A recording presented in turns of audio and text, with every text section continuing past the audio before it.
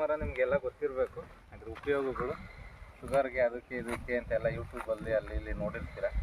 But ನಾನು ಹೇಳೋಕ್ಕೆ ಹೊರಟಿರೋ ವಿಷಯ ಏನು ಅಂದರೆ, ನಿಮ್ಮ ಹೊಲಗಳಲ್ಲಿ 1 ಎಕರೆ ಜಮೀನಿದ್ರೂ ಕೂಡ 1 ಕುಂಟೆ 2 ಕುಂಟೆ ಈ ಥರ ಮರ ಆಗೋ ಹಣ್ಣಿನ ಗಿಡಗಳು ಈ ಥರದಕ್ಕೆ ಮೀಸಲಿಡಿ. ಯಾಕಂದರೆ ಮುಂದಿನ ತಲೆಮಾರಿನವರೆಗೂ ಇರ್ತವೆ ಗಿಡಗಳು.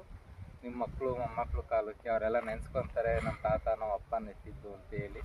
ಮತ್ತು ಇದರಿಂದ ಪ್ರಕೃತಿನೂ ಸಹ ಚೆನ್ನಾಗಿ ಕಾಣುತ್ತೆ, ನಮ್ಮ ಕೊಡುಗೆ ಪ್ರಕೃತಿಗೆ ಕೊಟ್ಟಂಗಾಗುತ್ತೆ. ಮತ್ತು ಪಕ್ಷಿಗಳೆಲ್ಲ ಬಂದು ಹಣ್ಣು ಕಾಯಿ ತಿನ್ಕೊಂಡು ಹೋಗ್ತವೆ. ಮತ್ತು ವಾತಾವರಣವೂ ಸಹ ಚೆನ್ನಾಗಿರುತ್ತೆ, ಮೋಡಗಳನ್ನ ಅಟ್ರಾಕ್ಟ್ ಆಗಿ ಮಳೆ ಸುರಿಸುತ್ತೆ.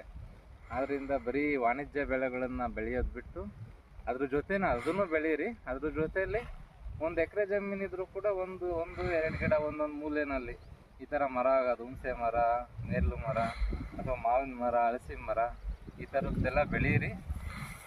ಬರೀ ನಾವು ಭೂಮಿಯಿಂದ ಬೆಳೆದು ಒಂದೊಂದು ವರ್ಷದ ಬೆಳೆಗಳು ಬೆಳೆದು ನಾವು ಮಾತ್ರ ಅನುಭವಿಸಿ ಹೋಗೋದಲ್ಲ, ಮುಂದಿನ ಜನ್ರೇಷನ್ಗೂ ಕೂಡ ಏನಾದರೂ ಒಂದು ಕೊಟ್ಟು ಹೋಗಬೇಕು ಅಂದರೆ ಈ ಥರ ಮರ ಆಗೋಂಥ ಗಿಡಗಳ್ನ ಸ್ವಲ್ಪ ಆದರೂ ಹಾಕಿ.